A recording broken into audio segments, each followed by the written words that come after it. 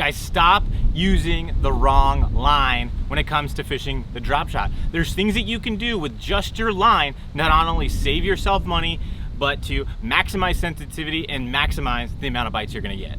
So I know some guys out there are fishing their spinning reels, their drop shots, whatever, on straight fluorocarbon. And I think that's a mistake, guys.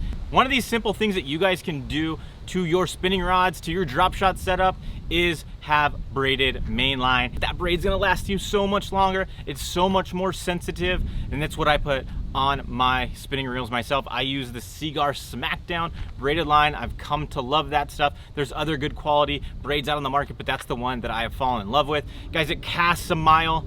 It's super sensitive. You're gonna feel every little tick down there on the bottom. It gives you no stretch, so you feel everything down the bottom. I highly recommend you get some braided line and put that on your main line as your line that goes on the actual reel. And then you need to add a fluorocarbon leader onto the end of that when you're fishing something like the drop shot, which we're gonna talk more about right now. So with my fluorocarbon leaders, I use around 10 to 12 foot of leader line. I feel like it gets that knot and my braid way far away from the bait, so that way I'm maximizing the invisibility that fluorocarbon offers. Now I like to stay in that 6 to 8 pound test range too. I feel like that's very important. I don't want heavy line and I don't want super light line if I can help it. There are times where I might go down to 5 pound test if the fish are really, really finicky. I've been in situations where that 5 pound test was the only way I could get bit. I don't think it's because the fish get line shy in terms of they can see the line. I think it's just something about the action. It's a little bit more free than it is with that 6 to 8 pound test, and that 5 pound test, if you have some for yourself, it does feel a little bit different. So I just